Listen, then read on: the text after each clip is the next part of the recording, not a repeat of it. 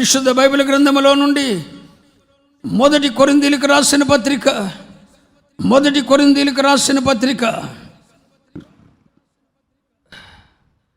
5వ అధ్యాయము 7వ వచనం నుండి చూడండి. 7వ వచనం నుండి చూడండి. మీరు పులిపిండి లేనివారు, పులిసిన పిండి లేని వారు కనుక క్రొత్త ముద్ద అవుటకై. ఎంతమంది చెప్పండి, నాలో పులిసిన పిండి లేదు అన్నవారు చేయొద్దండి. మునుపటి స్వభావం నాకు లేదండి, మునుపటి ప్రవర్తన నేను వదిలేసుకున్నానండి అన్నవారు ఒకరుందా అంటే మీరు పస్కా పండుగ జరుపుకోలేదని అర్థం, సిలువ యొద్దకు రాలేదని అర్థం.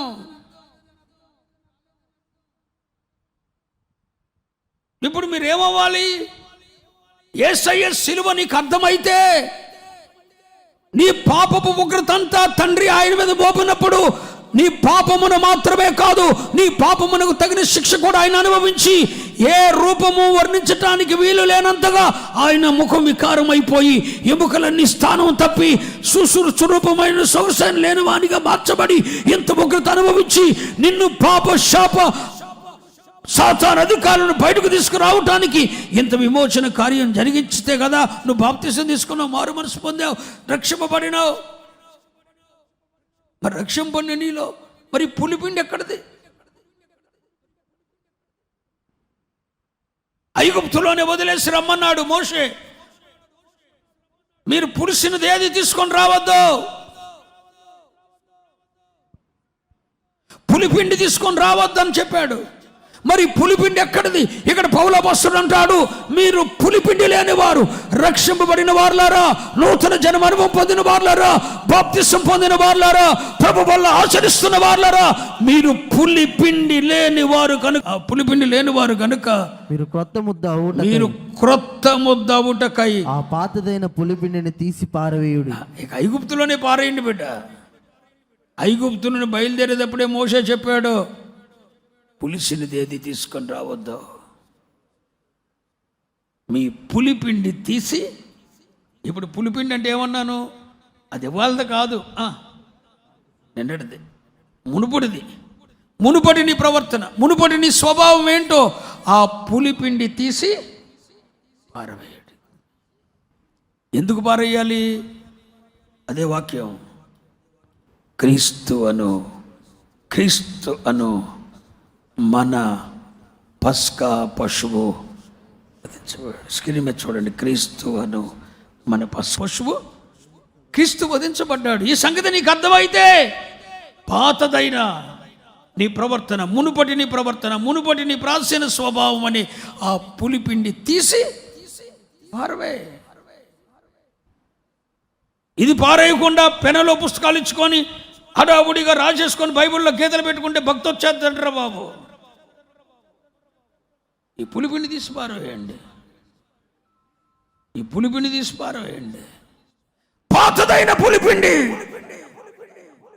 ఎంతకాలం ఇంకా పాతదైన పులిపిండి నీలో ఉంటుంది? మునుపటి ప్రవర్తన, మునుపటి స్వభావం ఇంకెంతకాలం? ఆ పులిపిండి యేసునికి అర్థమైతే, యేసయ్య శిలువ శ్రమ నీకు అర్థమైతే, యేసయ్య పస్కా పశువుగా నీ కొరకు వధించబడ్డాడన్న సంగతి నీకు అర్థమైతే, పాతదైన పులిపిండి తీసి పారవేసి పులి అని రొట్టెల పండగ ఆచరించండి. స్తోత్రం చెప్పండి. ఈ పాతదైన పులిపిండి తీసి పారేయండి, పాతదైన పులిపిండి తీసేయండి. దాని ఇంట్లోనే ఒట్టు పెట్టి కూర్చుంటావు. ఒక స్త్రీ దగ్గరట 3 కొంచెముల మంచి పిండి ఉందట. ఎంత చెప్పండి? 3 కొంచెముల మంచి పిండి ఉందంట. అప్పటికప్పుడే పిసికిన 3 కొంచెముల పిండి ఉందట. ఈ 3 కొంచెముల పిండి అంటే అది పులిసింది కాదు, ఫ్రెష్ 3 కొంచెముల పిండి. ఈ 3 కొంచెముల పిండి దేన్ని చూస్తుందంటే పొందిన రక్షణ, కాపాడుకుంటున్న రక్షణ. యేసయ్య వచ్చినప్పుడు దేహ విమోచన కలగజేసే రక్షణ. అంటే త్రికాలానికి, భవిష్యత్ కాలానికి కూడా కాపాడుకోగలిగిన భక్తి ఉంది ఈ స్త్రీ దగ్గర, ఈ సంఘం దగ్గర. ఇంతకు ముందు కాపాడుకుంది, ఇప్పుడు కాపాడుకుంటుంది. ఇంతకు ముందు భక్తిని కాపాడుకుంది, అది ఒక కొంచెం పిండి. ఇప్పుడు భక్తిని కాపాడుకుంటుంది, రెండవ కొంచెం. భవిష్యత్తు కాలంలో కూడా రక్షణను, పరిశుద్ధతను కాపాడుకునే అంత 3 కొంచాల పిండి ఉంది. అంటే జరిగిపోయిన కాలంలో భక్తిని కాపాడుకుంది, అది మొదటి కొంచెపు పిండి. ఇప్పటి ప్రస్తుత కాలంలో భక్తిని కాపాడుకుంటుంది, ఇది రెండవ కొంచెం పిండి. భవిష్యత్తు కాలానికి సంబంధించిన భక్తిని కాపాడుకునే నైపుణ్యత కూడా ఉంది, శ్రద్ధ ఉంది, ఆసక్తి ఉంది. 3 కొంచాల పిండి ఉంది, మంచి పిండి. రాబోయే కాలంలో కూడా భక్తిని కాపాడుకునేంత ఛాలెంజ్ ఉంది. కానీ ఈ 3 కొంచాల పిండిలో కొంచెం కొంచెం కొంచెం పులిసిన పిండి పడిందట. ఎంత? ఇక 3 కొంచాల పిండి పాడైపోయిందంటండి. హలో, కొంచెం బుద్ధిహీనత నీ త్రాసులో ఉంచితే ఎంత జ్ఞానం నీ దగ్గర ఉంది, ఎంత జ్ఞానం నీ దగ్గర ఉంది. కానీ కొంచెం బుద్ధిహీనతను చూసావా? ఆ కొంచెం బుద్ధిహీనత త్రాసులో ఉంచితే యువతల పక్కన ఉన్న ఎంత జ్ఞానం, యువతల పక్కన ఉన్న చిన్న బుద్ధిహీనత ఈ జ్ఞానాన్ని అంతా తేలకొట్టేసిందంట. ఏది గొప్పరా సూర్యగా? ఎంత ఘనత గొప్పదా, ఎంత బుద్ధిహీనత గొప్పదా? ఎంత ఘనత ఉంది, ఎంత ఘనత ఉంది. బుద్ధిహీనత ఇంతే ఉంది, పిసరంత ఉంది. ఈ పిసరంత బుద్ధిహీనత అంట ఎంత జ్ఞానాన్ని తేలకొట్టేసిందంట. బుక్కావాని తైలం 365 రోజులు కష్టపడితే కానీ తయారయ్యేది బుక్కావాని తైలం. సంవత్సరం అంతా ఫ్రెష్ తయారు చేస్తే తయారైందా తైలం, సువాసన కలిగిన తైలం. కానీ అందులో ఒక్క చచ్చిన ఎగపడిందంట. 365 రోజులు చేసిన భక్తి ఎగరగొట్టేసింది. నీ కోళ్ళ మీద తిట్టే తిట్టు, నీ అత్త మీద ఎగబడిపో. ఒక్కరోజు ఎడిసిన చాలు, 365 రోజులు భక్తి వెళ్ళిపోద్ది. ఎందుకంటున్నా, ఈ జీవితం కొరకు పురాకులాట. ఒక్క ఈగ, చచ్చిన ఈగ. బుక్కావాని తైలం అంతా పాడు చేసింది. 365 రోజులు చేశాడు ఈ భక్తి రాజవర్ధన్ గాడు. అదే బుద్ధిహీనతని ఒక ఏకపడింది ఈ మధ్యన. ఈ భక్తి అంతా పోయింది. మొత్తం 365 రోజులు భక్తి పోయింది. 3 కొంచాల భక్తి ఉంది ఒకటి దగ్గర, సోయింగ్ భక్తి. కానీ కొంచెం బుద్ధిహీనత, కొంచెం పులుసుని పిండి మొత్తం తేలగొట్టేసింది. మీరు పులిపిండి లేని వారు అవ్వాలి. స్తోత్రం చెప్పండి, హల్లెలూయా. ఇప్పుడు పస్కా పండుగ నీకు అర్థమైతే, యేసయ్య శిలువ ద్వారా నీకేం జరిగింది అన్నది నీకు అర్థమైతే, ఇప్పుడు నువ్వు ఆచరించాల్సిన పండుగ ఏంటి?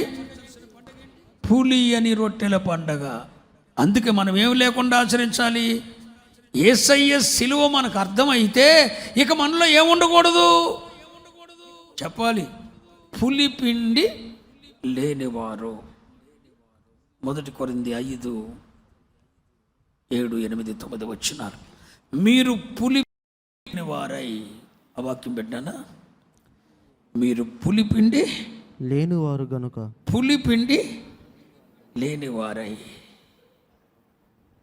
హలో, గడిచిన మునుపడి ప్రవర్తన, మునుపడి స్వభావం నిన్నటిది తీసాయి.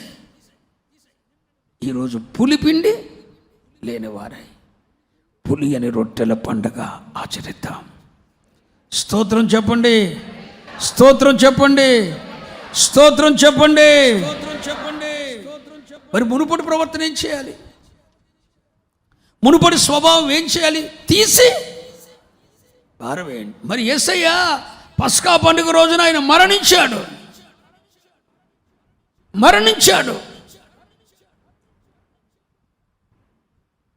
పస్కా పండుగ ఆయన మరణమును చూపిస్తుంటే, పులి అని రొట్టెల పండగ పులిపిండిని సమాధి చేసిన రోజును చూపిస్తుంది. హల్లెలూయా. అంటే పస్కా పండుగ రోజున యేసయ్య మన పాపముల కొరకు మరణించాడు.